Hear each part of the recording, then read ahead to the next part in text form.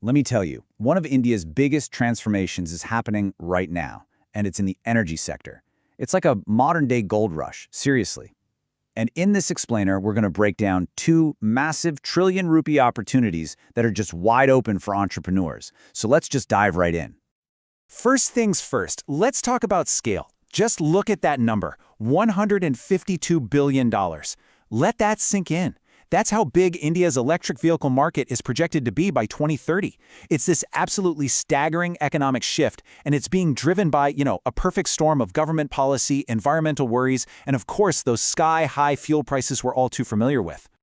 But here's the kicker. As fast as the EV market itself is growing, the demand for charging infrastructure is growing even faster. We're talking a projected compound annual growth rate of nearly 43%. It's just simple logic, right? Every single new EV that hits the road needs a place to plug in. That creates this intense built-in demand that's just waiting for someone to meet it. So what this really does is open up two very distinct but massive business frontiers. The first one is pretty obvious. It's all about powering the cars themselves. But the second one, which might be an even bigger opportunity, is about powering the entire national grid. Let's tackle them one by one. All right, frontier number one, powering the cars. Just take a second and think about the sheer amount of infrastructure we're going to need for millions of EVs hitting the roads. We're talking about a whole new network of public charging stations, a network that's going to become just as common as the petrol pumps we see on every corner today.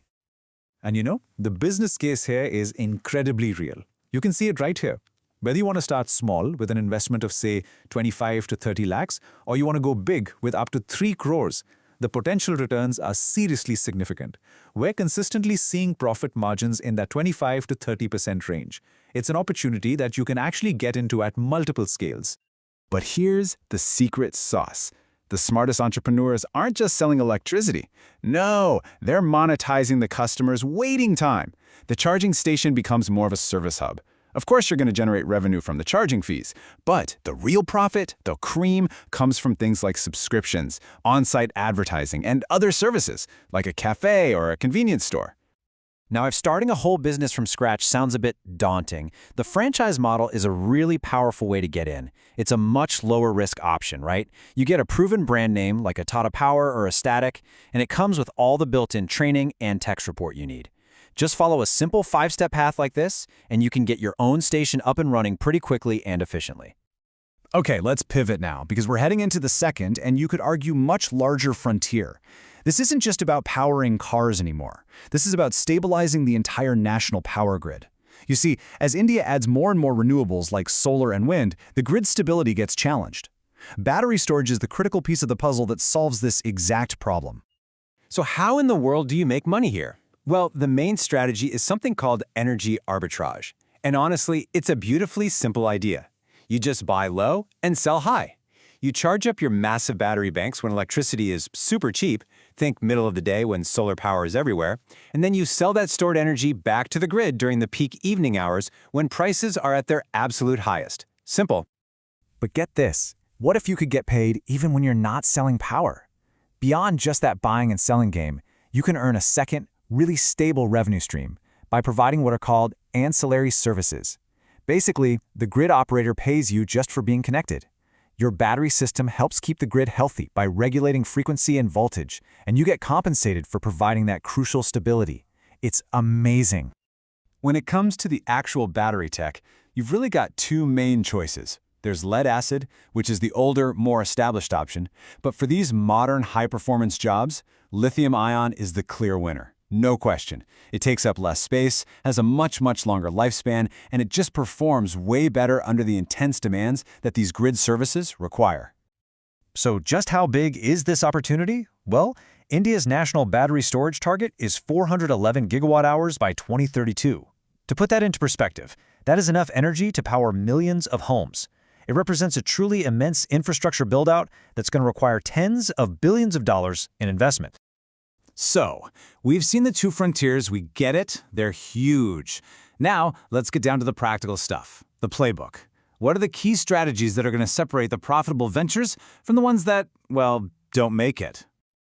Think of this as your strategic cheat sheet. For EV charging, it is all about utilization rate. You got to keep those charges busy, and you do that through smart location choices and locking in partnerships with commercial fleets. For battery energy storage systems, or BESS, success really hinges on mastering that arbitrage game, especially in strategic spots like near a solar farm, while layering on that steady income from the ancillary services we talked about. I love this quote because it really gets to the heart of the EV charging business. It just reinforces that winning is all about the customer experience. You are not just providing a utility, you are providing a service. The real profit is in the hub, not just in the outlet. And now for the final and maybe most crucial piece of the puzzle. You are not going into this alone. Not by a long shot. The government is basically acting as a massive co-pilot here, creating policies and incentives that seriously de-risk these ventures for entrepreneurs. First up, let's talk direct financial commitment. 2,000 crore rupees. That's the specific amount of money the government has allocated solely for building out public EV charging infrastructure. It's direct investment designed to help people like you get started. And if you thought that was a big number, for the battery storage frontier, the support is even bigger. 18,100 crore rupees for the Production-Linked Incentive or PLI scheme.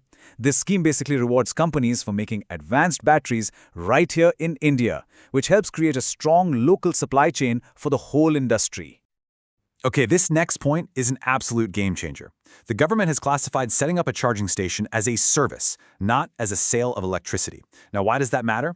It removes a massive regulatory hurdle. You don't need a separate, super complicated distribution license, which dramatically lowers the barrier to entry for new entrepreneurs.